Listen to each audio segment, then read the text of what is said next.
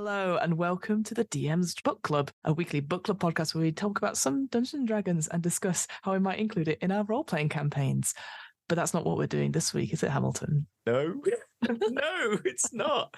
As I was saying, I'm slightly nervous because this is different. This is different. This is very different on many levels, many levels. Yes, so this week I have the honour and the privilege of being Hamilton's DM for a one-on-one little adventure using the new supplement, the Adventure Atlas, the Mortuary, that came out recently as part of sort of promoting Planescape. Yeah. Compared to the other stuff which has been free, this is sort of a little bit of more of an expansion on that first beginning sort of section that we were talking about in our Planescape episodes. And so Hamilton sort of was like, why don't you, Fiona? Why don't you do something? Why don't you do something? I want to be a player. Any opportunity to be a player, to be honest. Exactly. And so we thought, why not for this particular episode? Because we are near the end of season 5, and always at the end of seasons in DM's Book, we always do some actual play. So that's why true, not? actually. Yeah, I didn't even consider that at the same time. So first of all, obviously, because this is an audio podcast, we're going to do Theatre of the Mind. Of course. If there is any combat, you might be like Undertale. You'd be like, nope, pacifist run, So there's that involved. But also, we'll go through first. We'll do the general things that I always do when I run streams. And and the reason we're doing this is just, because obviously Hamilton and myself, we're very good friends. We've never played together before. And so I just we've played together.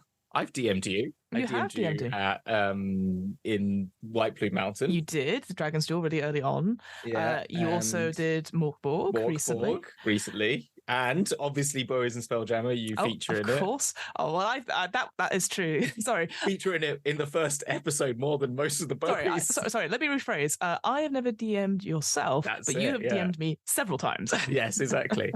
Let's put it this way. I do like horror. And I know you do not. And this particular, with a title as The Mortuary and themes about death and stuff, I thought, why don't we actually go through a very sort of quick overview about using safety tools and also lines and veils, and just giving it as an example. Because I've been on several forums and chats where people go, I don't use them, and they suck the energy out of rooms and stuff like that. And I just wanted to show that it can be done very quickly, and we can also make them interesting and fun if it's just one person or a group of people. I think it's a really good idea to show this off when you said this as a plan. I think that's really cool. You know what I find very weird is Aliens is one of the first videos I had as a kid, the trilogy. So I like those sorts of horror. It's just, when I say it's the horror, it's the jump scare saw horror that I'm not a fan of. You know what I mean? Or the like super psychological, like Black Mirror, I can't stand because it's too real. Do you know what I mean? Like aliens, they're aliens. They don't exist. So that's interesting. So so instantly when I say horror, people go to different subgenres and stuff like that. So that's why it's good to know. So nail it down. This is what I mean. That's why I think it's really interesting, because it can mean different things to different people as well. So I think it's a really important. Yeah. So let's go over safety tools first. Now, obviously, we're in an online setting. It's just us two. But I will say we'll go through the big one that I always use because it's the most common one, but there are other things we can do as well, is the X card. And basically the X card is just a time when you, the player, feel uncomfortable about something that's happening in the scene, happening towards your character, or something about the scene in general. At any point, you can visibly show me an X using your hands, or press an X in the chat. Normally for other people, you can do it anonymously, but I know it's just you. And that indicates to me that you want an element removed from the scene. You never have to justify what that element is. The only thing I might do is clarify what element it is, because sometimes in horror there's lots of different elements going on. And then it's my job as the GM to remove that element from the scene. Now, that could mean restarting the scene back a little bit or moving forward on time a little bit like that. For me, like X card stuff hasn't necessarily come up that often, but I know, for example, an example that was given to me a long time ago, there was a scene sort of like in a Western, a bar, and there was somebody that was heavily smoking, and somebody X carded that. And instantly they were like, yep, there's no smoking in this bar. And it was just a simple, take away from it, even though it is maybe a trope of the genre. As soon as somebody X-carded it, the GM was like, no, all right, we'll take that out then. And then again, we just carried on with the scene and nothing happened. There was no consequence of removing the scene. So that's the X card in that particular thing. But there is also, on top of that, there's many other different things you can do. So there are stuff which I'm going to hand to you as the player. So there's things called play and pause, which I think you've used before. That's the system I use because it makes sense to me. That's just because my brain works. I think both are good. It's just But I don't mind either. I'm just saying as a GM, I find it easier to manage as well. And also because I'm recording things, it uses terminology that makes a lot of sense for what we're doing. So it means I don't have to make a leap of judgment in what I'm interacting with, if that makes sense.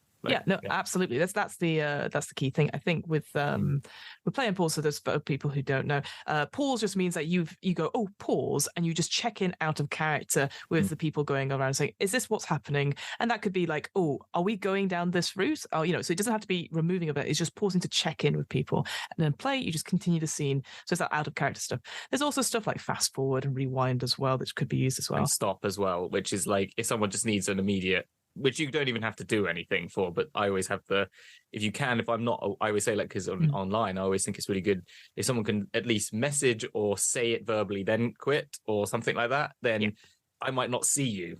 That's the other thing. What is good about verbalizing it, because there is the visual one, but I think on an online setting, sometimes you've got 20 tabs open and you're actually not watching the people you're talking to.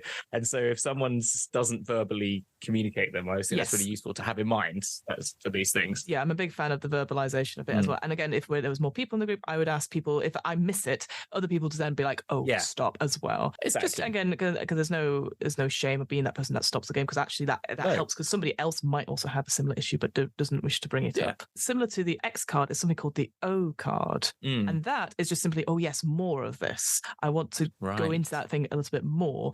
So that is also open to you as well. If you're like, oh, I really want to explore this particular bit or something like that, you type in O or something like that. But again, these are just all tools that we can use just to help us having that experience. So let's talk about how do we shape the story in that sort of sense. We've got these tools to help us in the game, but I might have devised a story where you're like, oh, I feel uncomfortable from the outgo. So let's talk about lines and veils. So again, those people who are out there probably know what they are, but just in case you don't, a line is basically a topic that is just off the table completely. It's never going to be mentioned. It's never going to be referred to in any way. A veil is something that can be part of the story, but we've put a veil over it. It's a soft focus. We can pan away. An example would be like somebody might have spiders as a line or a veil. A line would be that there's no spiders that are ever mentioned at all. We don't see any cobwebs. We don't see anything like that. But a veil might be, oh, there are cobwebs, or we hear the skittering of spiders or something like that, that they are off screen, but they're not necessarily the focus of it. So Hamilton, again, that you don't have to have an answer to this. I think people always go, oh, I must have an answer for these sort of things. But do you have any lines or veils that you'd wish to share right now? I can give some examples of stuff that I would put on the table if you need time. Yeah, there's ones that I always go to, which is harm to children is something that I'm always like, that's a line for me. It's too close. It's just like, it's just, particularly as a father, but I don't have to explain it. I know. So that's the point. That's the other part of it. And then I'm not a fan of like harm to animals either. I find that quite, I don't really, So those two are sort of normally like, this is the thing I always say as well. Like I'm always up for confirming and discussing these things with people as well, because they are nuanced as well. To say, like, as in, I don't mean as in like, I just don't want people to be like, what's the wording for it? Like, like unnecessary harm to animals or something like that. But it's more like, as in like, I understand that we're fighting beasts. Do you see what I mean? So like, you can see that there is a disconnect between like, we might be fighting an owlbear.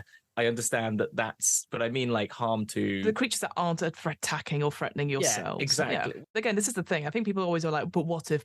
And this is where obviously the pause stuff comes in. We go, pause. We're going to go into, I think, can we just check in? And I've had that as well. So those are two lines. Absolutely great. Do you have any other lines or veils that you want to share? I think the obvious ones that you always, and I think this is the other thing to mention if you're going through this, there are things you have to say in these processes, which actually I think are worthwhile saying, even though they're uncomfortable to say potentially, or like, or it's obvious. You feel bad because you're like, well, this person wouldn't do this. Like my DM wouldn't bring this up, but you should say them. And I always try as a DM myself to just go, okay, guys, I'm going to put down some things here that are not comfortable things to talk about, but I'm just going to say these are clear lines and you don't have to talk about. You don't even have to say, because they're lines for me. And it's like homophobia, racism, sexism, all that sort of, transphobia, any ism or phobia of that kind, just out of my games, because it's not the world. As in, I always exist to try and create the world that is the Star Trek universe we have.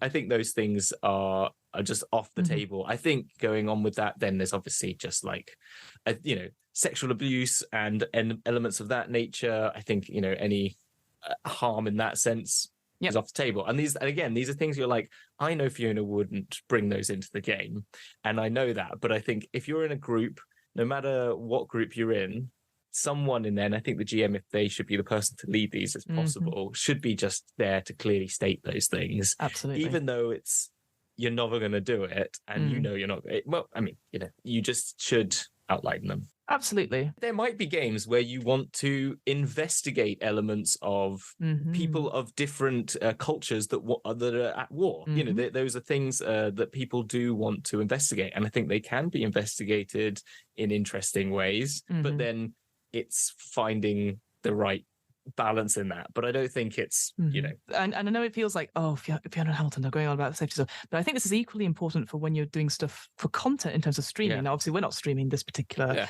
episode, and we're not doing it live, but it's something to think about when if you're creating content at a time of great upheaval. So a line for me would be anything to do with warfare and anything that depicts necessarily real world religions just now, because again, we don't this is not a place we're going to explore those stories, but as you said, there are some systems that allow for those stories to be explored, but only if everyone at the table wants to explore those. Eat the Reich, for example, that is going to be dealing with fascists.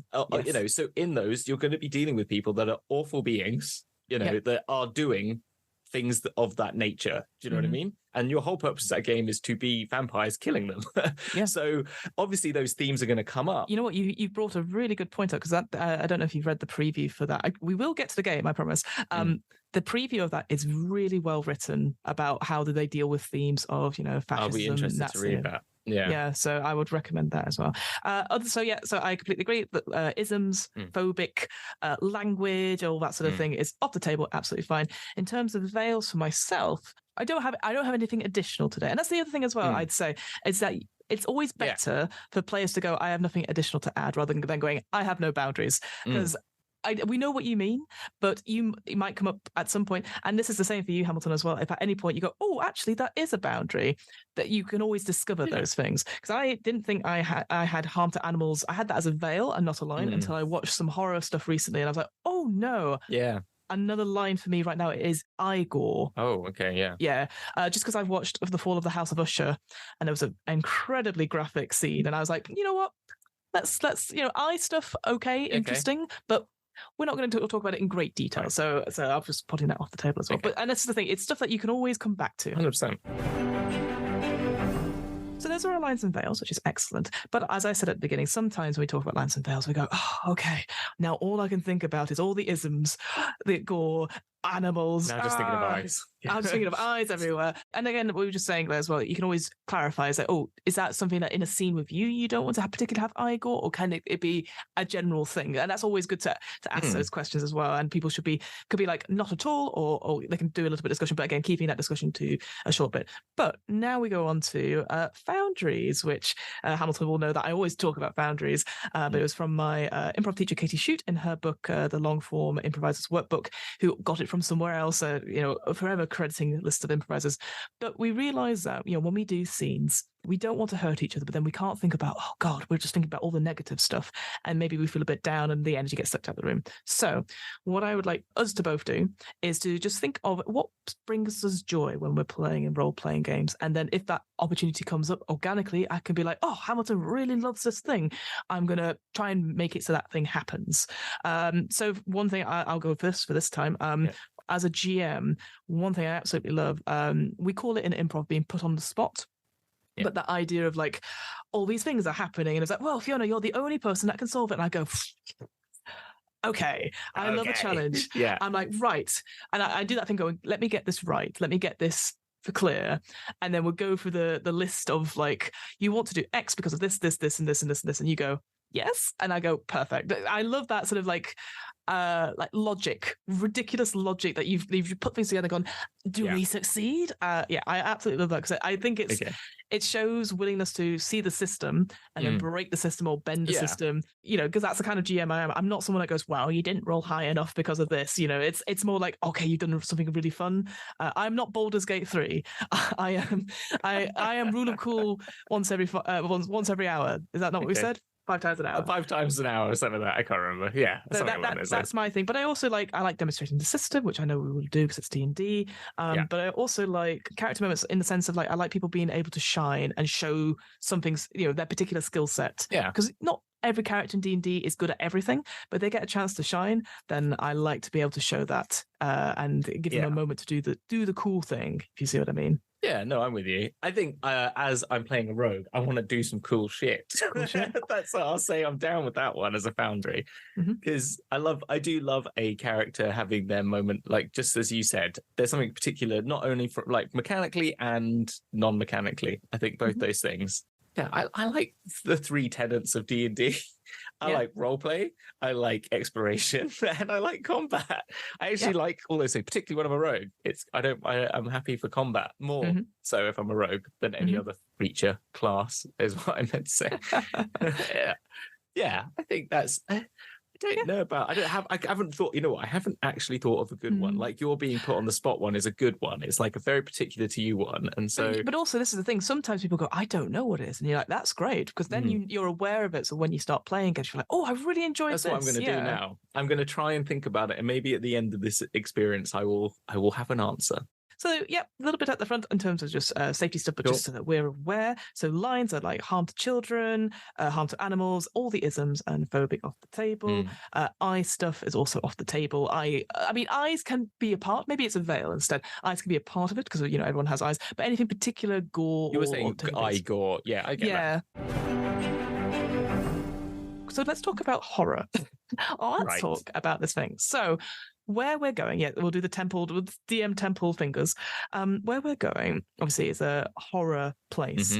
And you've already said that you don't particularly like the Saw gore. I'm sort of okay with it. I don't really know where the line is. I just think, like, I don't mind gore. I don't mind, like, limbs being cut off. But you don't particularly want lots of graphic detail about it. No, it's not really that. It's more like the really psychological stuff that gets to me, where it's like, I just don't like this. It's more like in Saw, I really hate the idea that there is a person who does the Saw. Do you know what I mean? Perfect. So that really helps it narrow it down. So, because sometimes people are like, "Oh, you don't like Saw? It's because of this." But actually, no, I don't like the creepy guy. I do not like mannequins. But that is not going to come up in D&D. I just don't like them physically. So like puppets and mannequins, I don't mind them as an ideology, as in like if you talk about them in D&D, they're fine. I'll think they're freaky. But if I see one in real life that's talking to me being like that, I'm freaked out. So there's a difference. But it's the guy in Saw who's like, I'm that much of a psycho that I'm going to do this horrible stuff to people. I don't like watching that. So that's why I don't really like horror. So yes, I see what you mean. So it's the psychological thriller type things. Yeah. So that's the same, because that's why I wanted to check with Black Mirror, because obviously some of that can be very, very dark, but also it, as you said, it plays on those sort of like meta themes, and so, like you said, there's sometimes those like layers of layers about really horrible things happening to people. So that's why I wanted to just double check. Yeah. Cool. So that's kind of the thing. So if you want to like chop people up, that's fine. Or you want scary, or like ghosts and ghouls and body horror creatures, I'm sort of okay with. It's just no, that's fine. I just wanted to clarify exactly before going in. So this is not going to be like Call of Cthulhu levels of like, oh my god, but it is a horrible place where we're going, and there will be bodies. It's like Luther. I could watch through, but now I'm like, oh, it's too much now. Do you know what I mean? Even those characters, like those really screwed up psychos who just kill people. That's kind of what I don't like. Yeah. There won't be any particular thing like related to that, I don't think, in this, but it's good to check. What character have you made? Well, give us a description of who they are, and then go into like their class and any special features about this particular person, and pronouns and name would also be great for our audience to hear. Yes, I am playing Navarre Faris. They, them pronouns. They are planar born and bred in Sigil. They have no alliances apart from to the highest bidder. They are a rogue. No, obviously. Surprise, surprise. And I'm using the Phantom as my subclass, because the idea is that Navarre is a dealer and a procurer of memories. And this is their job. They go and steal the memories of the dead because they have this phantom is a type of rogue that has access to spirits that communicate through them. So some of the features and traits they have are particular to that, such as like every day you get to choose a new proficiency every day because it's some sort of a spiritual inhabitation of yourself is sort of gives you these abilities.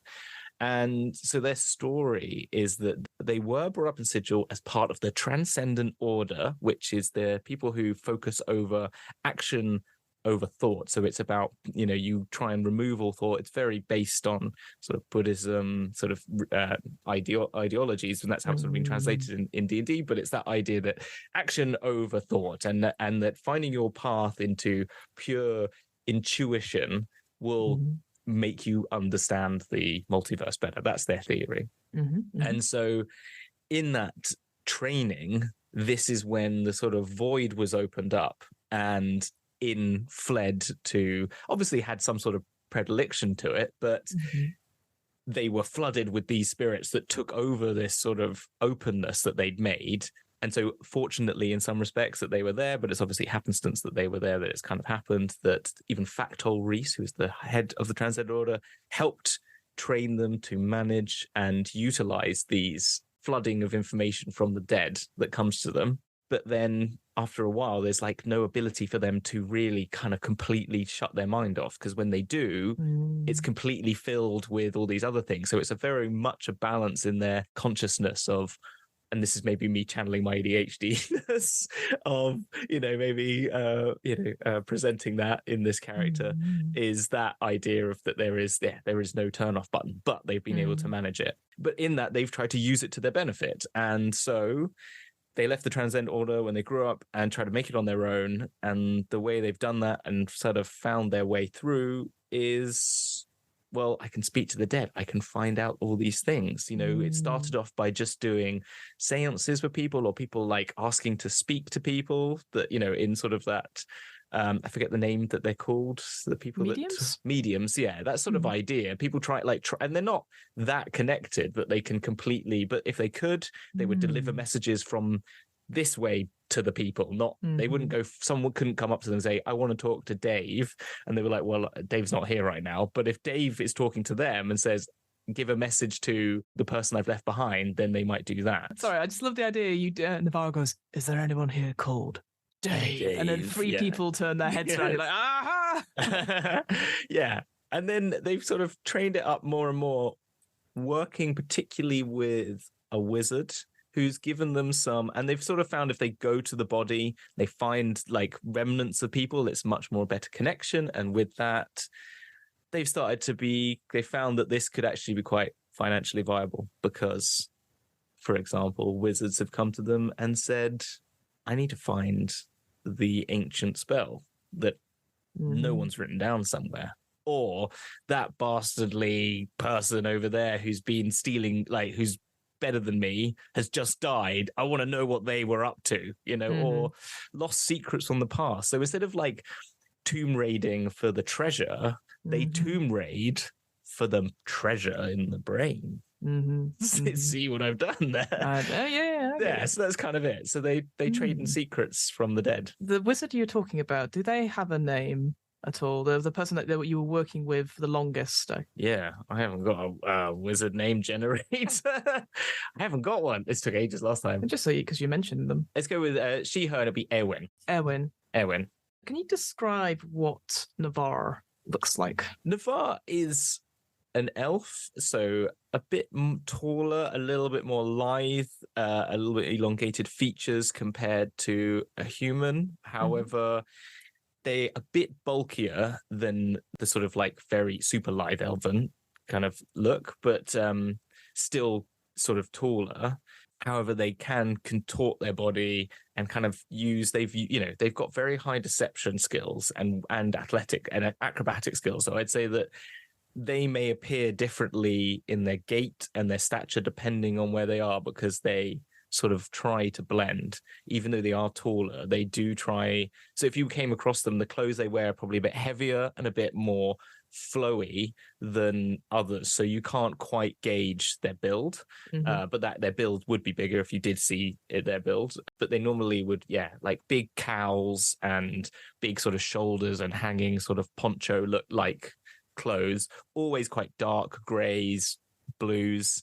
They've got slick back, sort of silvery hair, because they're a bit of an older now. They're in for an elf. I don't know how elves work in this world. How old would you put them in our terms? In human terms, I'd say they're in their early 30s. Wow.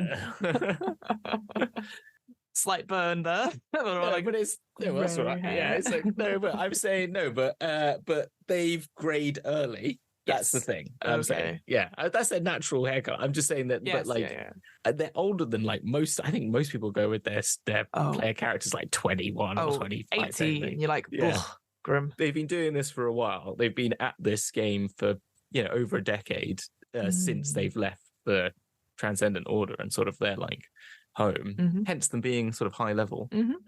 Yeah, and that's kind of their look. Their eyes are a bit deep set, dark. Colored eyes, so they've got like a very deep brown, so it doesn't look like they've really actually got an iris, or it's just like singular bit of stubble, but not really. Generally clean shaven. What's their weapon of choice? Daggers. Yeah, just daggers. It's the simplest and most concealable. Yeah, they've got a scimitar if they need it, but generally it's just open palmed most of the time with quick access to daggers if needed, and two-handed. It makes sense in that sense because of being able to get secrets out of things. There's something more intimate with a dagger than a longer bladed weapon. The less they can combat, the better. Like that's not the point of their game. They're not in there to, they're going after the dead, and the dead generally. Well, in D&D world, they do fight more than they don't. It's sometimes, skeletons rise and things like that. But the point is, it's not like they're stealing financial things that are guarded in vaults. They're going into tombs to, so I've put a lot into charisma as much as I put into dex, because you can talk your way out of a situation. If you're backed into a corner, you can get out of it. Yeah. But you mostly do it through words rather than if I can, that's the first way. The first way is words, and then if I need backup, I'm ready for that. Yeah. So my final thing is, so obviously we talked. Yes, you are a rogue at 10th level. Just pick a couple of features that, because I know you took some feats as well. Let's just have a quick run through of what kind of things can we expect to see, and then we'll all instantly forget about this in about 2 minutes.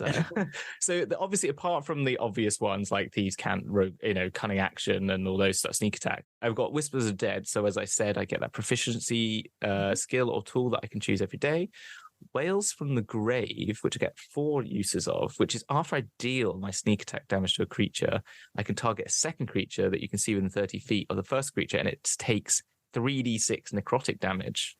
I then took the Dungeon Delver feat. Makes sense. Yeah, which was useful because that gives me advantage on perception investigation checks to detect the presence of secret doors, and on saving throws to avoid and resist traps. And I have resistance to the damage dealt by traps, and traveling at fast pace doesn't impose a -5 penalty to passive wisdom. So very good. They are a dungeon delver. They would have understood how to search for secret, they're looking for secrets. So knowing secret doors, being able to overcome traps seemed pretty good for them. It's kind of like plot armor for them. And then the other thing I get is Tokens of the Departed. When a creature I can see dives in 30 feet of you, I can open my free hand and cause a tiny trinket to appear there, a soul trinket. I can have 4 of these. A soul trinket is only if you have advantage on death saving throws and constitution saving throws. When I deal steal attack, I can destroy one and immediately use a Wails from the Grave without expending a use of that feature. So I can also do more attacks on more people and sneak attack. And I can destroy one of my soul trinkets no matter where it is, and ask the spirit associated with the trinket one question. This spirit appears to you and answers in language it knew in its life. Under no obligation to be truthful, it answers as concisely as possible, eager to be free. The spirit knows only what it knew in life. So it's just another way of me gaining more secrets. If I do have to kill someone, I still have access to collecting information from them as a sort of backup. I'd say for this, you already have 2 of those. Okay, cool. So so you can use that just because it makes sense. I took Sign of the Outer Planes Chaotic, which I'm saying is part of why I got this access to these thoughts, is that there's some sort of essence and relationship to the chaotic planes that has caused this, and that gives me minor illusion and gives me I use my charisma for that. And I'm planar wanderer, so I can gain resist to either acid, cold, or fire damage. I've chosen fire. I have portal cracker, so if I am aware of a portal 5 feet, and portal sense, and that is everything. Nice. Very good. Very good. The final thing, though, is that you do have a Mimir with you. And I do have a Mimir called Ash. Ash. Do you want to quickly describe anything that, obviously we know what a Mimir looks like, this sort of hovering sort of skull that has is a little bit of information, something that you can record your thoughts on, probably receive things as well. But is there anything that particularly marks this out to be your Mimir? Yes. It's a ram's head. Ooh. With the huge ram horns. Yeah. But it talks to me in a sort of like slightly robotic but humanoid, human voice. I thought you were going to give me an accent, and I was like, no. It doesn't also get meh like that. It doesn't just bleat at me, but but it's a robotic accent. Yeah, it does. A person who's lived in New Zealand for 2 years, then lived in South Africa for 3 years, and then lived in America for... No, yeah. Cool, great. Oh no, it seems that rocks fall, everyone dies in this. Can you roll for me a D4? A D4. Ooh, where's my pyramids? There's a 3. A 3. Ooh, interesting. Right. Okay. So... I don't like that. I don't like that straight off the bat. What? Okay. Cool. Okay, cool. So, a sinister jumble of sepulchral towers claw above the hive ward. Low, menacing domes adorn the structure's heights, and branch-like walkways wind around the towers. Unending trails of foul-smelling smoke waft from the structure. Fog gathers at the bottom of the structure's base, partially obscuring the countless tombs that surround it. Somber and shadowy, the monument evokes a hand clawing up from the grave with fingertips splayed out. This is the mortuary. Any Burke who knows their salt would know 2 things about this place. 1, it's full of dead people. And 2, if you go in, it's unlikely that you'll come out. Why do you think Navarre has been sent on a mission to the mortuary? What do you think they've been asked to retrieve from there, do you think? I think there's some spell knowledge. I think I was going to go with Elwyn has given Navarre this task that recently deceased on the outlands from their walking castle, always been evading them for some time, has passed away. And before Elwyn could send me there, the dustmen have already collected them. They were already on call, ready, that no one could get access to them. The castle's been burnt to the ground. And this, I'm not aware. I don't need to know what it is they need to know. I just know that there is a person. I've been given a description of them. They have been ready to be entombed, and if I'm not quick, they're going to be sent off to their plane of choice for the rest of their time. We're very elusive, so their origin, their alignment, beliefs are unknown. So where they end up is, if that's my secondary goal, if I can't get the secret to what this information is, this spell they've been working on, or this magical artifact, I just know that I need to find this magical understanding, then I need to at least find where they're going. That's my backup plan. Whatever this person was, it's clearly someone of quite import, and the urgency of this mission is thrust upon you. You've done urgent missions before. You're no stranger to deadlines, but there's something about this one in particular, the urgency in Erwin's message to you through Ash. And the lack of detail causes you concern in the sense that, because she's normally very forthcoming with these sorts of things, but the line at the end of the message is, you know them when you see them. Unhelpful at the best of times, but also ominous. Yeah. You do have ways into these places. You know strangers. You've never, I would say, strictly speaking, been to the mortuary yourself. You're aware of, the Heralds of the Dustman, and you're aware that this is the headquarters of such a faction, now being factionless to an extent yourself, an independent freelancer. You know that you being caught here doing your business, trespassing, well, won't go well for you at all, but your connections to Erwin and maybe some other folks that you've worked with, other wizards in the past, and hell, if it goes back to the Transcendent Order, it has to be quick, secret, silent. So, you do have a way in. There's a place called the Path of Graves. It's a hub of portals to and from various morbid sites across the plains, and you can get there through a portal key. I want you to describe what this portal key is. We're going to take something from Bluebeard's Bride in this space. So I'm going to ask you to describe the key itself. What is this key that opens the portal? And I will describe you where this portal is, and then you'll use the key to go to the portal, and that's where we'll start this adventure. So, what's the key that will help you get to the mortuary from the Path of Graves? So it is 1/3 of a death mask that has been cast in bronze. It's worn. It is like the Phantom of the Opera's sort of mask element, that sort of shape. But it is the face of a person on the inside, which been cast in bronze. And actually on the other side, it's just like a block. It just looks like a square block. And you hold it like a chunk of stone, and it's actually like a porcelain clay. And then on the inside is this brass outline of a face that you see in it, basically. And that's what it is. It's very heavy. It's cumbersome and annoying, but it's something that I was given. You'll never lose it, put it that way. It's always at the bottom of your bag. Yes. The portal is a statue of many sculptured, marbled bodies intertwining, going up to sort of 7 feet tall, almost like a whirlwind of bodies being thrust in and out, not moving.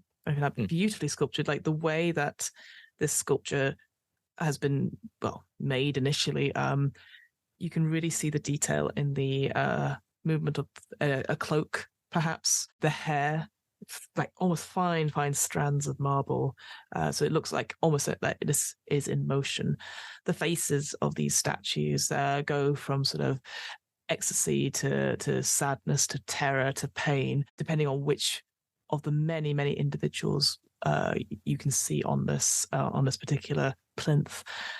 But around the side there is a face which is completely neutral, but missing that particular third of the face out. And actually it mirrors exactly what you said on the inside of the face. The inside of where the block is sort of missing mirrors it exactly like the sort of almost like an inverted face, with various sort of gold and brass lines making it into one.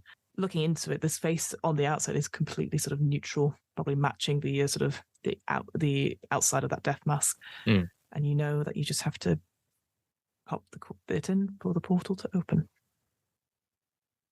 You put the key in the lock. The portal opens into a sort of beautiful, blinding white light. The statue itself sort of dissipates into this sort of swirling mist. And as you are looking in, you get the sense of must. And that sort of little bit of something underneath of everything. That little sense of rust and dirt and blood.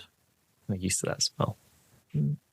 Before I go in, I just take one quick look just around, just to see if anyone's watching. Just another, even though I know I've been checking as I go, it's just habit. It's a quick 1-2.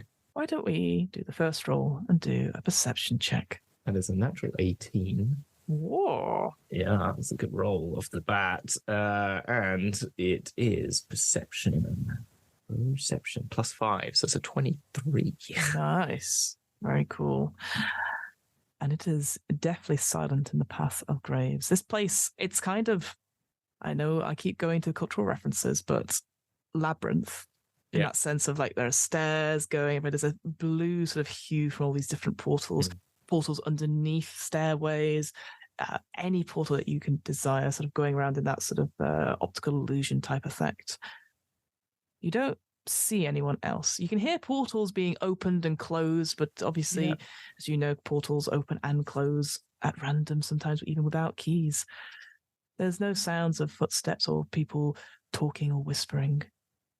You're quite alone on the Path of Graves. Server said that I do my 1-2, but I've done a very good 1-2. Look. And I do the check for the blades, make sure they're still there. Shing, shing. I keep one in my offhand, which is my left hand. Just I'm holding it as I go through. But I'm keeping that hidden inside the sort of surely look with my hand, the right hand that's pushed the thing in, and I move on through. You enter the portal, closes behind you, and you literally take a step and you bash your head like, and you realize that you have come into quite a small space, not necessarily claustrophobic size, but definitely a space that is your height. And you can barely you can't even turn around in it. You realize you've come into some sort of space, which feels, you maybe touch, a little bit of wood on each side. And even using that perception check from before, because you're still aware of stuff around you, you get the sense of something moving underneath you. This place that you're in is moving. It's ambulatory. So wood, I feel, in front of me, behind me, side of me, but it's moving. When I hit the wood, does it make a thud or is it hollow? Is it like dun, dun, dun, can I tell that is there depth to this wood, or is it open on the other side? How thin is this wood? Like you do a quick knock, wrap up the knuckles. It doesn't feel there's anything pressing on the place in front of you. And actually, as you do, you can start to see, actually, as your eyes sort of adjust to darkness, there is light coming through like a slat directly in front of you. Okay. Gonna give it a bit of a heavier hit this time. See if I can bust this open. Ooh, that sounds like an unarmed strike. Yeah. Okay. I'll take an unarmed strike. That was it's natural 17. Oh, hello. Oh, hello. Wow. +4. So that is 21. I need you to add your sneak attack to this as well. Oh, yeah. Sneak attack. So I need to do my... That was 1. And then the sneak attack is a 5d6. 2, 4, 5, 11, 16. In total? So that's 16 plus 1, so 17. Yeah, because 1 for my arm strike plus sneak attack. There's something about it that you just go, So you hit out at this thing, and your hand actually goes through the wood. Yeah. There's a shudder all around you as the movement sort of stops. And you can see, looking out, you're in a place, you're like a passageway, like a long sort of tunnel. You can see there is like flagstones and there's sconces that are lit. So it's you've got dark vision as well, so you can see a little bit. But it seems to be like an unending tunnel. But this place that you're in, you realize you're quite high up. And actually looking at it, you just think, you realize that you're actually looking a little bit at the ceiling as well as the floor. Like you're sort of like the angle that you're looking at. So you're at an angle, but then the whole box that you're in shivers and shudders. I need you to make, for me, a dexterity saving throw. Dex save. It's an 8 nat plus. Oh, I've got dex for days. Save. That is 15 total. 15 total. Suddenly, in front of you, the doors open and you are thrown out, and you sort of manage to catch yourself and roll without taking any damage. You're not hitting yourself on the dirt floor.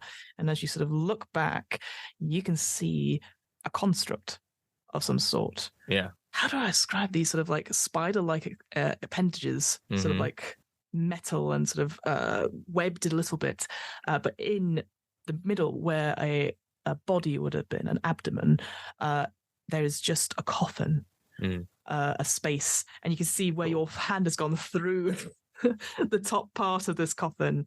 At the top of the coffin, there is like a death mask, very similar to the one that you've put in, but unmoving, except your fist has sort of caught part of the door, so now there's no jaw. And this thing has stopped, and it looks like it's like, the way it's sort of moving with his arms, it's sort of like, as like, look, it feels like it's watching you. Yeah, okay. What do you do? When I saw this straight corridor, was there any alcoves? Was there any... No alcoves. It's a long way down until I could see any turning. It looks like it goes straight. Okay, I'm running underneath it. Gonna try and run and slide underneath it. I'm a rogue. Tell you what, let's go into initiative because you have attacked. You have attacked the animated coffin. Okay.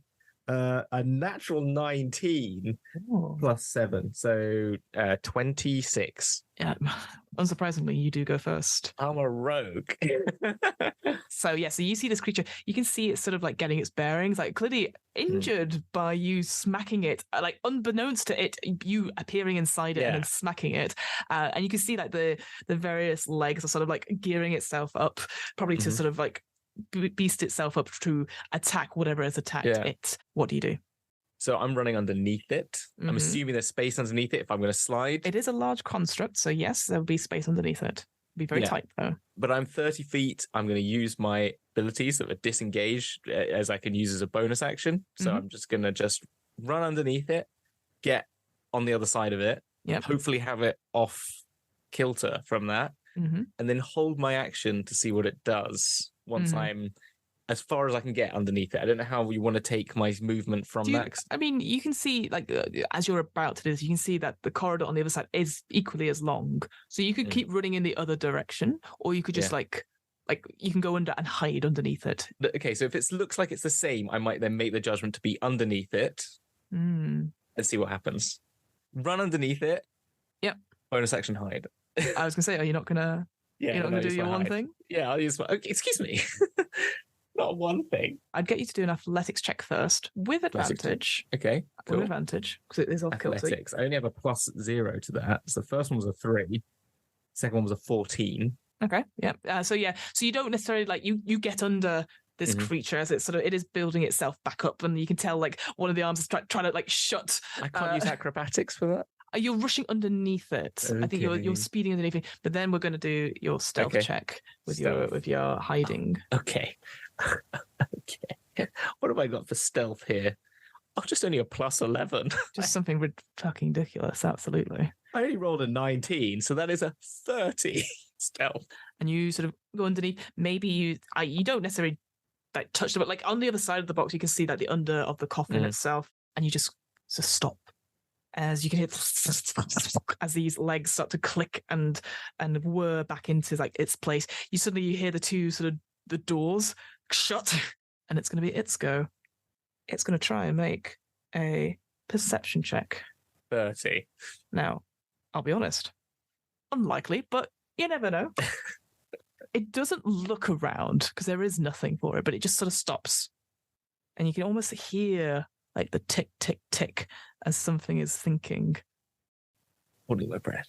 It maybe circles as slowly as it can, and you follow it as it tries to circle back around, and it starts to move off in the same direction that it was going. It's back to your turn.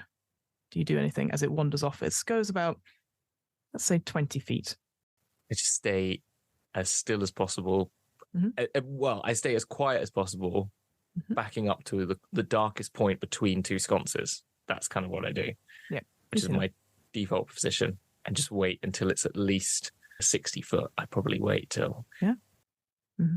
It chugs off, essentially, as it goes down this corridor and eventually gets to that 60 feet, carries on 80 feet, and then goes out of your dark vision. Breath comes out. And we can come out of combat. So yes, you are in what seems to be a very long corridor with the sconces lighting up. You can see on the sconces, again, you're familiar with various dungeons at this point and various tombs, that there's not necessarily someone that comes and lights these things. It's clearly some sort of a magical effect, a continual flame sort of spell, these particular things. But it looks like the corridor goes on for as long as you can see. And then as you turn back to where this creature had come from, also looks like it goes for as long as you can see as well. What do you want to do? First up, I'm going to just look up and look down. Look at the ceiling, see if there's any ways out that way. Have a look down, thinking about, do I break the floor? Do I break the ceiling?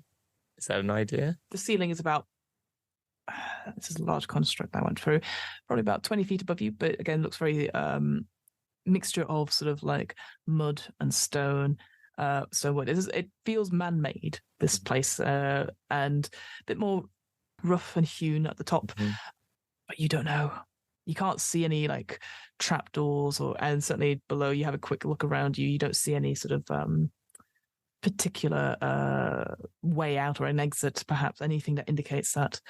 It just seems like a very long corridor. So what I'm going to do then is I look a bit sort of, as I said, I've got this sort of big, heavy black cloak on. I do think I have a disguise kit, but I can't find it. But if I didn't take it, I meant to take it. But I am going to use this to try and position myself so I look a bit like a duster. That's my plan. So I might have a little thing I could put on my face that makes it look like I'm sort of very pale skin. So I pale my skin up a bit and use, I don't know how long you meant to take on a disguise kit, but I try and do what I can do quickly. Put the hood up, hold it down. So maybe I just like look like do the jaw a bit. And then I'm going to sort of try and hold myself in a position using the best I can, like what I would feel like a walk is, and just walk through the hallway away in the direction I'm facing. Is there a particular role that of a dustman? Yeah, I'm going to be just taking a Heralds of Dust. Sorry. Yeah, Heralds of Dust. Sorry, yeah. So I'm the same. Yeah. The old term is the dustman. That's why. A duster. So I would be just looking to be nondescript and one of the workers that just takes the bodies and entombs them. That's kind of part of the job. So they just, like a corpse collector of some sort. Then. Yeah, exactly. Yeah. And wander that way, all while looking for any quicker exits at the way out. And when I'm walking, I might just turn to Ash and just go, I don't think that's. When I saw that, it was weird, but I don't think it wasn't that, right? The spider thing, right? I don't think it was that. And there's like whirrings as Ash is looking through their database. Animated coffin. Regular transport within the mortuary. Yeah. To carry bodies and other such items to various destinations. Right, yeah, I knew that. Add category. Navarre knew that. Thanks. That's very helpful. Things I don't know, but maybe you do. Do we know where we are in here? New category opened. Cannot determine. Currently, no signal here. Right. This is the right way, though, yeah? Give him a wink. Is something wrong with your face? Do you need medical assistance? Alert! Alert! No, Ash. All I'm looking for here is when we go in these things, you're my only companion. All I'm looking for when I do this is you just agree with me. We've made this a protocol, right? Protocol, yes. Yes? Yes. You agree with me when I'm stressed. This is the right way, isn't it, Ash? Wink. Yes. The wink function. Confirmed. Patch updated. Thank you. Wink. You don't wink. I wink. Rewrite subroutines. Ash, we'll talk about this later. But yes, okay. Just follow me. Follow me. And I walk on. Yeah, you walk on for some time. You can actually see like where various coffins have been through here. Like they've not necessarily a dent or anything like that in the dirt, or it's not dusty or anything like that, but you can see like maybe various grooves where something has hit a wall. Like, they're just a bit wild. Like certainly if they're in a rush. The corridor itself goes on for a couple of 100 feet in that direction, and then it seems to make a perception check. It's 15. 15. You get the sense that you are going downwards, like a slight decline down, and as well as sort of like maybe looking back up, and you can sort of visually see that sort of decline. You can feel it's a little bit colder as well. Not like breath frosting in front of your face or anything like that, but you can definitely feel it. So maybe you wrap your cloak a little bit around you. Maybe then I would start opening my mind up and just sort of like, I don't want to bring it all in. I don't want to let it all go. Just want to sort of sense, am I getting closer to the dead? Do you know what I mean? Am I getting closer to more souls that are wandering? And that's kind of what I would just do. I don't know how you want me to roll for that, but if you want me to, you don't have to roll for that at all, because it's something that's innate to you. You close your eyes for a second, and you sort of reach out to touch that part in your mind to sort of like, not necessarily I welcome you in, but sort of like I give this opportunity for those around. And it's not overwhelming like a tidal wave or anything like that, but suddenly you do feel like as if you've gone from being on a beach somewhere to being in the middle of the ocean. You're swimming, almost like treading water, but you can feel this intensity, this vastness of so many souls, so many people here, spirits. And it feels like a mixture of like things disappearing and constantly appearing, like as if a cycle is happening, almost like rainwater going through that cycle. I cut it. That's what I do. It gets to that when you're describing it, that's when he'd go like, I don't want to open it here because this is a bad place to open, as in like it's a place I could lose control. Oh, yes. With it. And so I think it was just like, I didn't want to check, but I had to check I'm in the right place. And now you get to that feeling. I'm like, no. Okay. You definitely know that the concentration is definitely in the direction you're going to. It feels almost like, as if you're about to dive underwater. So you carry on, and you notice again that this tunnel that you're going through is slowly but surely starting to turn clockwise and spiral down and down. And you're probably about half an hour, 45 minutes into this journey, and you finally get to the bottom of the spiral. And you start to hear like noises. On the way, because it's that long, Navarre just talks to Ash, just thoughts. It's just recording, like just inane chat, just to keep calm. Remember that time we were in that tomb, in that temple? Where was it again? Remind me again. And you have been in 2,492 temples.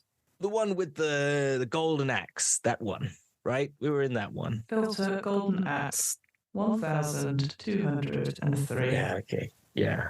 So how many? Okay, this is a good game. And then they start that game. They just start that game, which is you just narrow it down to the Google results. 20 questions of it, and it keeps them calm. Ash is not necessarily the best. Is very good listening, and you can listen back to your thoughts later and stuff. Sometimes you have to, sort out, memory full. As you sort of get to where this place is flattened out, you can hear the sounds of, it almost sounds like industrial work. There is definitely sounds of machinery and cogs, sounds of steam being released. And so that coldness suddenly dissipates. It feels like suddenly there's like a sudden little bit of warmth coming from the open space that you can sort of start to see as you sort of coming around the last bend. It feels like you've come to sort of a place where it's a place that you need to be, or at least get some information in some way. But as you turn that last corner, the stench of rotting flesh just hits you. Is there anything you'd like to do before entering the space? If you want to enter the space. Well, I'm going to try and scope out as best I can from hearing what it is. Okay. I probably always got a bit of mint paste that I just rub under my nose when it gets quite strong. prepared for these sort of things. I'm around this quite often. So there's things I have, and I'm used to it as well, but it's just a little trick that I do. And then, and I just try and determine what I can from the sound, sit there for a moment and take it in. Is there lots of people around there? And then maybe I start to peer around the corner. Yeah, let's do a perception check then. There's a 21. Whoa. Again, taking a moment to listen, you can hear the sounds of various chains, the sounds of metal on metal, the sounds of almost like some sort of machine that is constantly going. You hear the sounds of whirs and scrapes and stuff like that. You also do hear the sounds of footsteps, and I don't want to say moans, that's not the right word. You don't hear the vocal sounds of workers, but you can get the sense that there are people around. You think maybe it's the sounds of the machines that are deafening any sort of words, or maybe that's why they can't speak. But actually, you sort of, as you start to turn, as you look slowly around the corner, you actually see there are many sort of grim-faced workers that shuffle between these chutes that have been put into one of the walls that you can see. You can see there are people there with various long brooms and pitchforks and stuff like that, turning over bodies that are sort of coming out of the chutes, and just sort of turning them over, inspecting them, maybe taking one or two away to be put in some sort of cart to be put somewhere else. Periodically, you can see there are more corpses tumble out of these chutes and onto sort of stone slabs with a loud thump. You can also see more of these animated coffins that sort of with their spidery legs sort of ferrying. The one you actually notice that is your one, ironically enough, it goes over to a pile, and he sort of roots around, and then almost like a trapdoor spider sort of launches itself onto this pile of bodies and then scoops up and then puts it in its own thing. You can see there's more than one body or part of per body put squeezed into this space as it sort of turns and goes down another corridor. You've come to the corpse receiving and shipping facility. Oh, yes. I have seen that on the maps. Where is it? The corpse. Yeah. So using the already disguised element, maybe I'd have taken a bit further time because as it's gone on or something. Yeah, absolutely. But I'd look around and see if there's one of these brooms or shovels near where I am. Yeah, there's loads of sort of implements. There's a wall that usually would hang them on. It's almost like it's a place that normally maybe you'd put your cloak, perhaps, but actually it's just a wall full of various sort of pitchforks and equipment is the word I'm thinking of. It almost feels like gardening equipment. I'm just going to pick up something that looks pretty innocuous, like a broom, I think. Nothing that's too technical that I wouldn't quite know what it does. And I'm just going to walk in, not saying anything, and just going to walk into the space and just make my way. I'm looking at the map, but to one of the receiving points. And if I see anything, I know there's these bed-like elements, the sort of stone slabs, and see if there's it, and just try and walk to those, past them, and subtly try and gauge or look at anything catches my eye. Particular, I'm looking for something that I will know when I see it, and so that's what I'm going to do. Yeah, and it makes sense you would do so in the corpse receiving and shipping. Make for me a medicine check. Medicine check. Okey-doke. I don't know what my medicine is. I have really good investigation. I know. But my medicine is terrible. Yeah, I know.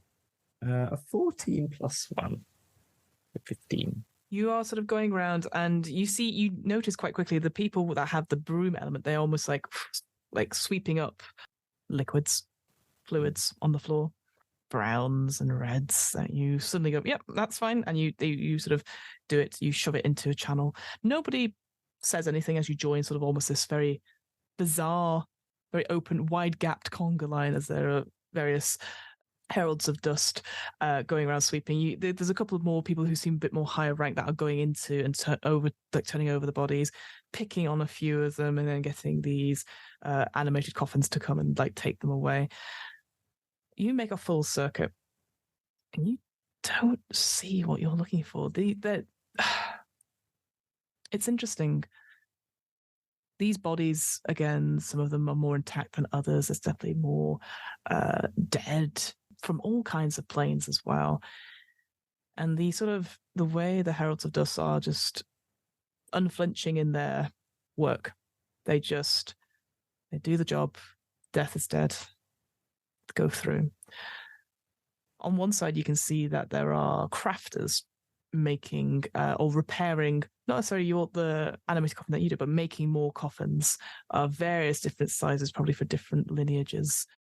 You do spot, though, after maybe going around it a couple of times and just looking up, you see that there is something like a cylindrical storage area in the center of this facility. And looking in, you can spot that there is a corpse there. You can't get a good look at it because you've not been able to go in, but you get the sense as you're sort of wandering around that there's a few more of these Heralds of Dust that are sort of there, and there's just something as you pass close to it, the hairs on your arms raise up on the back of your neck, your heckles sort of spike. So there's something about this particular storage. And as you sort of look in, you definitely get the sense with that medicine check, the body that is there, from what you can see, is complete. Right. Is it down another level, this storage area? Is it on the level? Is it on it? Sorry, enhance. Sorry, I'm looking. Yeah, I'm looking at the thing. So it's just a centralized zone that I can... It's a centralized zone. I think all there is, looking at that map, there's just like some little doors that the mine carts would go on. So yeah, there's is according to this map, I appreciate that the listeners can't necessarily see this, but there is like almost like trolleys, essentially, a trolley where carts would go on, like a mine cart, essentially, and there's tracks going into different places and stuff. And there is like a track that's going into the central storage facility and back. And there's like little doors, like sort of mine cart doors. So I've walked through those doors and gone in? You've been on the outside just now because you've not seen anyone approach this particular area, but you've sussed out that there's something about this particular storage place. I sort of find a quiet corner. Or look for another exit or a space where actually, with the time, you realise that nobody really spots you do anything. You think the makeup you've done is good, so you can take a moment where you sort of scout around and then go back to where you came in. So Ash, I think I found it. It's in that storage area now. For a construct, you've got certain skills, but maybe I don't know. Is there a way that we could alter one of those corpse coffin leg things to do what we want it to do? Processing. Unclear. The animated coffins are constructs. They are of a mind of their own. They are not machines. Unless there is magical means to compel one. Well, they have a consciousness. According to my entry. Wish I'd taken friends. These carts, the ones on the tracks, did you see or did I see anything that explains how they work? Can I adjust the track? Is there a control room for these carts? Or are they just pushed by people? According to the scouting, you can just push them. There is mechanical levers to change directions, but nothing automatic. There is no central control box, as far as I saw. Just follow my lead. Is Ash not in on the plan? Categorized under Navarre's plans. Number 4,552, follow lead. Follow lead. So I walk back out and find one of these empty carts and just move it. Move it. Where are you moving it to? Into the storage area. I'm just going to waltz in as if I know what I'm doing. I'm going to be confident. And Navarre, they're a super confident person. That's what they do. So. All right. So I'm going to give you a choice. Yes. Either a deception check or a performance check. Oh, it's easy. I think I've got to take deception with a plus deception 9. Performance is 1. So yeah, I'm going to take deception. All right. Plus 9. Nearly fell off the table. Wait, there we go. God, don't do that. Oh, it's a 6. 5, 15. Okay. It's not bad. It could be better though. You take a moment. You see a cart that comes, like, sort of, they shuffle back in. You've seen carts that go full of various body parts and parts of full bodies, and a couple comes back, and you just casually, as almost as if you're at like a fantasy supermarket, go and take one. Does the wheel go a bit wonky in this? Yeah, absolutely. And you don't stop, because you know if you stop, they will know. And you take the track.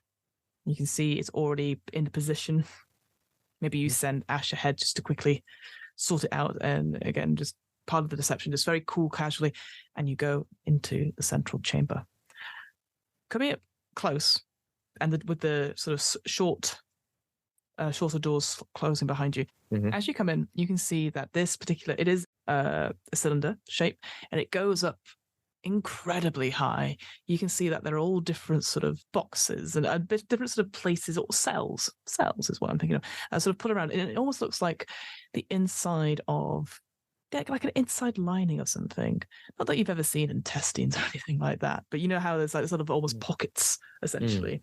In a number of these pockets, there seems to be bodies of all different lineages and species, whole and intact. And there's one that has been sort of splayed out on a sort of examining table, but again, slightly upright a little bit.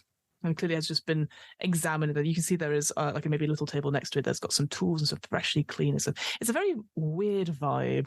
It's like a surgical room, but with red lights. Looking around you, it's almost like these corpses, these bodies are looking down at you as you're coming in. Nobody stopped you coming in.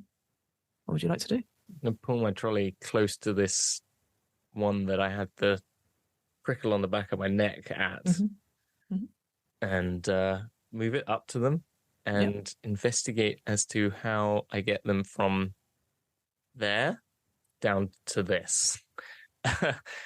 Because you're saying they're in these sort of flesh pocket. There's definitely lots of flesh pockets. There's the one that you sort of noticed coming in because of the way the doors are. Isn't in a flesh pocket. They're just on this examining. But that's not the one that gave me the hairs on my back of my neck, is it? The one that's out? That was more the chamber itself. As you came in, there definitely was like almost like as you came into some sort of space, you think that maybe this place was warded in the sense of like it's a different sort of atmosphere, almost like pressured in some way. I see. So I'm going to I'm just taking a look around at who these people are, any of them that sort of trigger anything, and then particularly this one that's out in the middle, and just go and have a look at them. So looking around, the ones that are in the cells, the sort of red fleshy cells, aren't moving at all. They're all, again, nothing stands out to them. You can see maybe a couple of horns. You can definitely see one that's almost like feline in sort of in features. There's definitely like an Aarakocra as well. You maybe count, looking around all these cells, and like up to an impossibly high ceiling, maybe 30, all different ages, different lineages in these cells. And then you look to the creature that is on this examination table, and you've probably, because of your dungeon delving, your tomb raiding, so to speak, you've seen mummies before, or maybe you've even fought mummies before, and it's a similar sort of garb. You know aware of the sort of processes of like life after death, the removal of various organs sort of to preserve and what that creature believes in life and what getting them ready for the afterlife. So this creature, humanoid in appearance, but is tightly wrapped with various bandages. As you look closely, though, you can see that underneath the bandages they're loose in places, and you can see the skin color underneath, a dark gray, and then on the other hand, probably you can see the sight of some bone structure and stuff like so, sort of still decaying flesh. The top half, though, is uncovered, and you can see a skull with various sort of like jewelry and garb, definitely like a death mask or part of a death mask that was on. What do you do? I'm going to take the thought that, well, it could be coincidence. It could be happenstance. This is the one. So I'm going to place my hand on the skull and sort of reach out to them and just sort of like tentatively just reach out and just see what they are, who they are. where they were. Okay. That's kind of what I'm going to do. All right. Is there any particular feature you're using for that at all? To getting any sort of particular knowledge other than flavor some stuff? I mean, I'll use. I thought what I could sort of flavoring this a bit, but I'm going to use I'd use one of my Whales of the Grave on this, which I don't use it for my sneak attack, but I get 4 of those, and I think I would just I would use one of those to sort of see if I could open my mind to this person. So you take a moment, maybe say a silent prayer of sort of respect, and you go and you place your hand. And as you touch the bone, you open the door. You start to get glimpses of a person, could be quite wealthy, in a definitely different plane. You can see almost like sand and strange sort of triangular structures, the importance of family. But before you can really do a connection, suddenly you feel on your hand a grip. And you open your eyes to see this creature, the skull, turn to look up at you and say the words, "Oh, good. Great. Can you help me? I seem to be alive again." And we're going to call it there for this evening. Like, shit myself. No, Navarre's cooler than that, but that's great. There you go. There you go. Yeah, sorry, went over a little bit, but I thought, no, cool it's good. It's good. That's a good moment. I like it. Nice. So there you go. So you've made it inside the mortuary, and I will tell you now in terms of things. So you rolled at the beginning. That D4 was the adventures in the mortuary. Okay. And I will tell you what you got just for funsies. Yeah. So number 3 is when a godling is born on the upper planes, a wave of positive energy sweeps over the mortuary through its portals, restoring hundreds of long dead creatures to life. So we're going to have a bit of fun with that. Oh, that's great. I like that. That's cool. Yeah. So I've got to not only do the thing I need to do, but I've also got to deal with the fact that loads of dead bodies are coming to life. Great. Yeah, that was good fun. Wow. Yeah.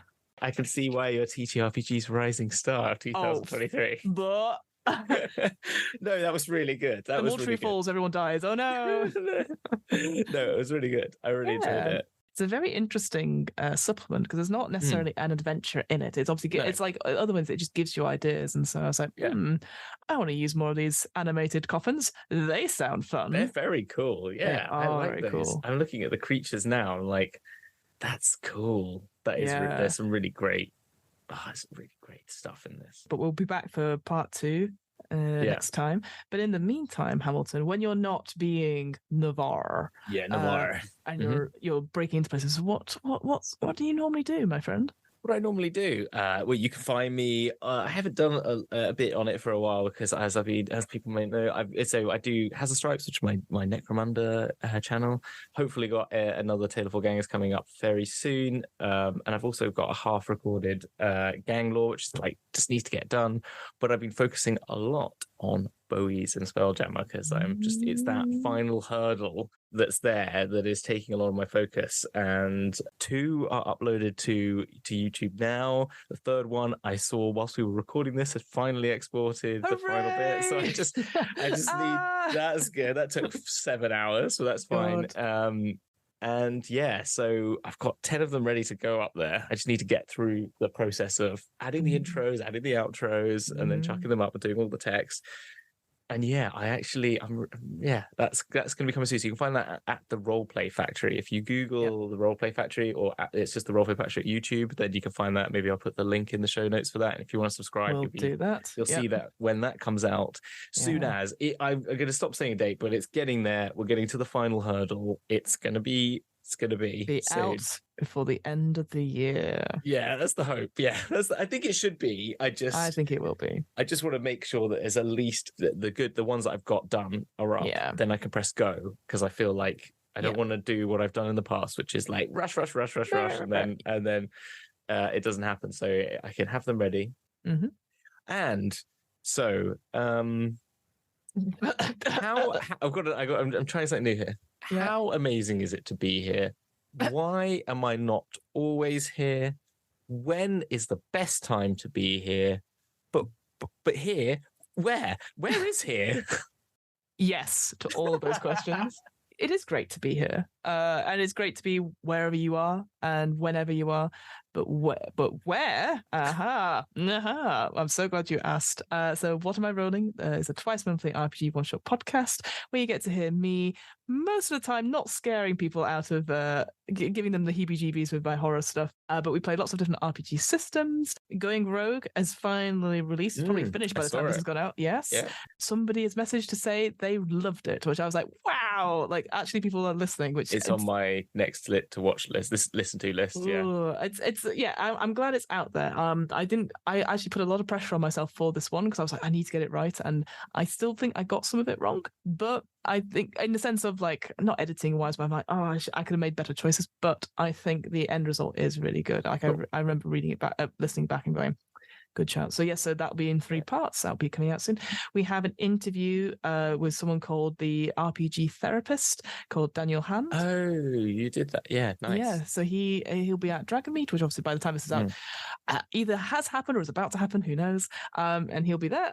But we're just talking about like how important is role playing games in terms of, going through and like maybe for exploring issues that you find uncomfortable, and how he himself has been using it in his sessions with his clients. And it was just a really fascinating talk. Sounds really interesting. His favorite RPG, slight spoiler, is the One Ring 2nd edition. There you go. I know. It turns out it's not all D&D, and you'll hear why he doesn't use D&D for his cast sessions. He's come up with his own system for it. Okay. That sounds really interesting. Yeah, I'm up for that. Sounds good. I am halfway through running a series of cult Divinity Lost for RPG geeks live streams on Mondays. From at time of recording, I know next Monday. Classic Fiona never tells me anything. Completely forgot about it. Because it's all ready to go now. Yes, we are going to be running through. I'm going to be running Sharmony, our friend Sharmony, Emily, and Aaron from Queen Society Games. We're going to run them through something called the Atrocity Exhibit. And if you think, Fiona, you're tabletop RPG rising star, but horror queen, you've not seen anything yet. You just added that one in there. The Queen of Horror. Queen. I like it. Oh, yeah. Sorry. Is this a crown? Yes, Queen. Yes, Queen. How many episodes is that going to be? Do you know? 4 episodes. 4 episodes. Monday nights. Monday nights on the RPG Geeks, I believe, Twitch. There'll be a live stream, and there'll be stuff for the Patreon stuff as well. So, yeah, I'm really looking forward to it because Cult Divinity Lost is obviously it's horror, so we dive into that horror stuff, but it's a really simple system. I really like it. It's just 2 D10s, and then you 15 plus full success, 10 to 14 is success with complications, and then just 9 is failure. So that's wild. Love it. I'm quite excited for it. How exciting. Can I say that I listened back to some old, as I said last time, I was back to some old DM's Book Club. And what I love is how awful the endings are, because you're all like, and in the sense that you're just like, and we had this problem as well. I was like, how do we sign off a podcast? But we fixed it, didn't we? We've now fixed it. All we have to say is, see you on the flip side. Bye.